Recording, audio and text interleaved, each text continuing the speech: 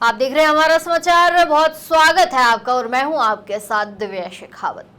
टोंक जिले के नटवाड़ा गांव में आराध्य श्री बद्री विशाल मंदिर में अक्षय तृतीया के पावन अवसर पर 2 दिवसीय वार्षिक मेले का शुभारंभ हुआ। धार्मिक आस्था और लोक परंपराओं से सराबोर इस आयोजन में हजारों श्रद्धालु शामिल हुए।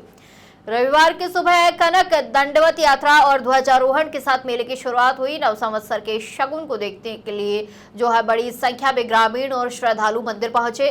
वर्षों पुरानी परंपरा के अनुसार नटवाड़ा ठिकाने के गढ़ में ठाकुर लक्ष्मण करण राठौर के सानिध्य में उनके पुत्र कुंवर पुण्य प्रताप करण और चाणक्य प्रताप करण की मौजूदगी में विधिवत पूजा अर्चना की गई। 7 प्रकार के अन्न और ध्वजा का जो है पूजन करने के बाद बैंड बाजों, शंख नगाड़ों और जयकारों के बीच भव्य शोभा यात्रा निकाली गई। शोभा यात्रा के गढ़ से शुरू होकर मुख्य बाजार, हताया मोहल्ला और जाटों के मोहल्ले से होते हुए मंदिर पहुंची हुई। रास्ते भर में महिलाओं ने जो है मंगल गीत गाए और श्रद्धालुओं के जयकारों से पूरा गांव भक्तिमय नजर आया। बता दें, मंदिर पहुंचने पर पुजारी जितेंद्र भारती ने ध्वजा अर्पित कर पूजा संपन्न करवाई और पंच पटेलों की मौजूदगी में मंदिर शिखर पर ध्वजा फहराई गई। लोक मान्यता के अनुसार ध्वजारोहण के बाद निर्धारित समय में मंदिर शिखर पर पक्षी का बैठना आने वाले वर्ष के शुभ संकेत देता है। इस बार तय समय में पक्षी शिखर पर नहीं बैठा, जिसे सामान्य वर्ष का संकेत माना जा रहा है।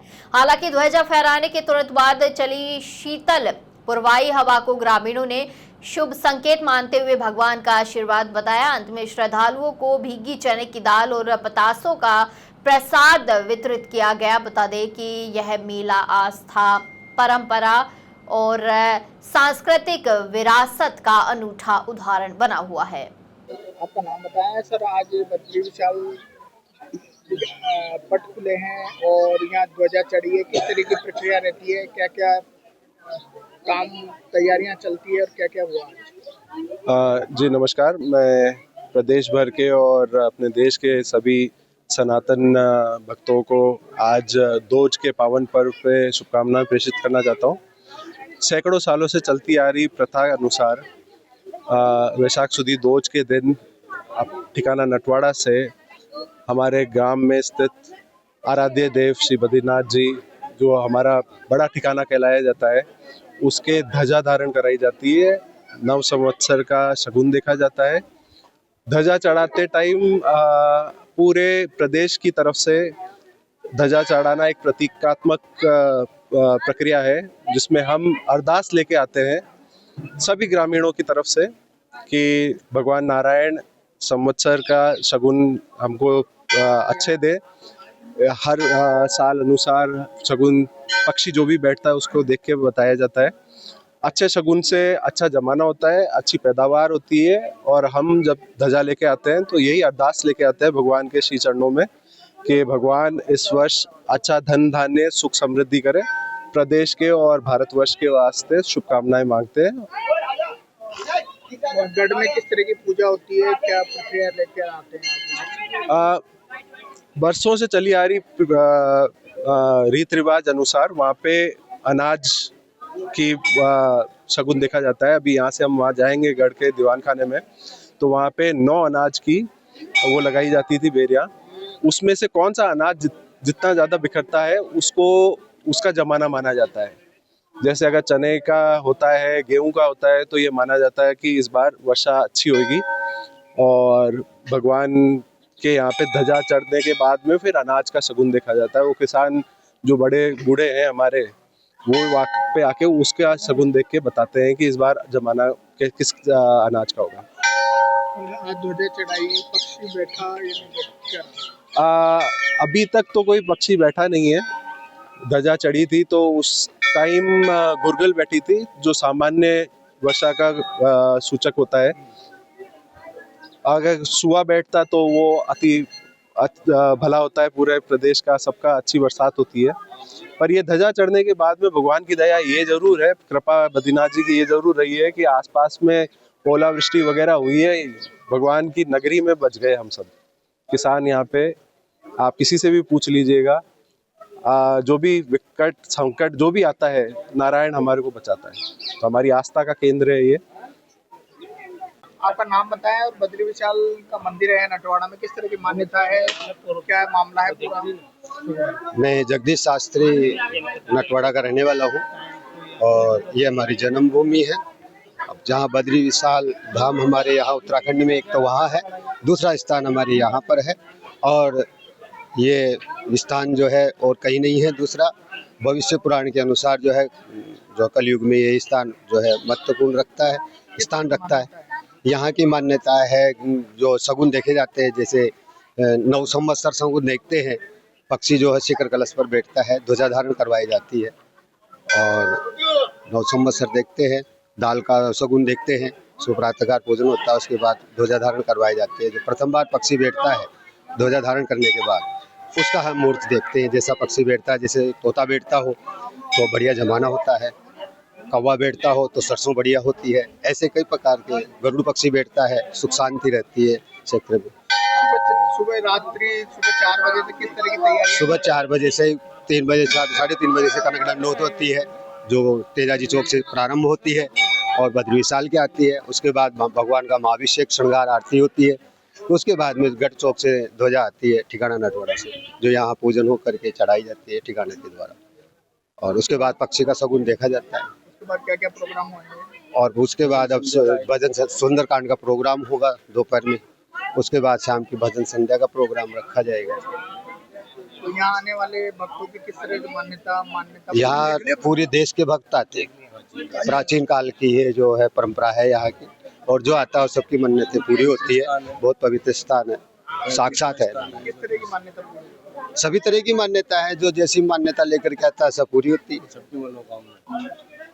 तो जी आपका नाम बताएं और आज बद्री विशाल का प्रोग्राम है, किस तरह की तैयारियां ली आज से, क्या क्या होता है और क्या मान्यता है इस मंदिर की, जो भक्तगण दूर दूर से आते हैं, क्या मनोकामना लेके आते हैं?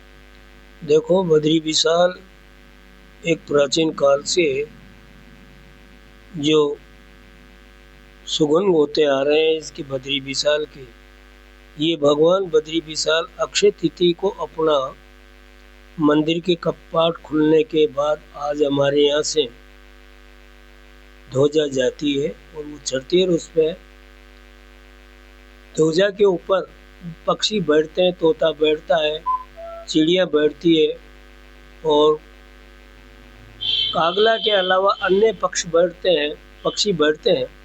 तो उससे हमारे साल भर की सुगंध माने जाते हैं और उसको ये मानते हैं कि ये साल अच्छा निकलेगा।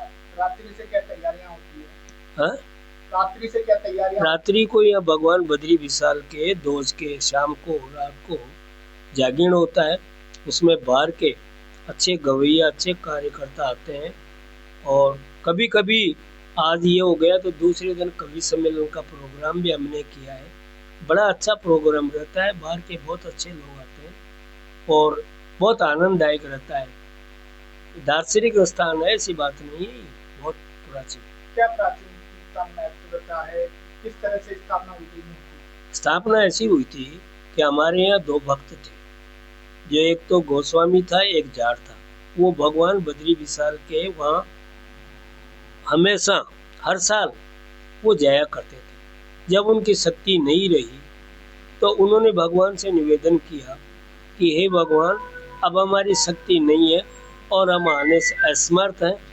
तो वहाँ उनको ऐसे सुगुन हुए, ना स्नान कर रहे थे कुंड के अंदर, तो उनको ऐसा हुआ कि आप लोगों को आने की जरूरत नहीं है और मैं फूल ये बन करके आपके पास आ रहा हूँ, आप ले जाना और वहाँ जाकर के मेरा मंदिर बना देना और मैं वहाँ उसमें स्थापित हो जाऊँगा। तो उनमें से क्या हुआ कि वो जो जाट था वो पुराने का पास का रहने वाला था, गोस्वामी था ये नटवाड़े का रहने वाला था।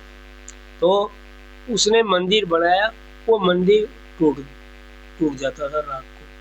क्यों कि वहाँ हमारे यहाँ तो अपने जयपुर रियासत में था एक गाँव और वो नवाब के राज में था, इसलिए उन्होंने सोचा कि भाई मैं यहाँ रहना पसंद नहीं करता हूँ। फिर ये नटवाड़े में बना। नटवाड़े में उन्होंने कहा गोस्वामी जी ने कि मैं अगर मंदिर बनाऊंगा तो मेरे पास ऐसी आर्थिक स्थिति नहीं है जिससे मैं मंदिर बना सकूं। तो उन्होंने कहा कि तुम्हें चिंता करने की जरूरत नहीं है, तुम्हें बद्री भी मेरे नाम से जो एक सोने का टका रोज मिलेगा, किसी को ये आउट करने की जरूरत, कहने की जरूरत नहीं, उससे तुम मंदिर बना, उससे मंदिर बना। फिर तो इसकी परंपरा चलती रही। उसने कुछ कह दिया, इसके बाद में वो तो बंद हो गया, फिर लोगों बागों के सहयोग से ये सब चलता रहा। ये छठ 12 महीने खुलता है मंदिर के पट या एक दिन ही खुलते हैं?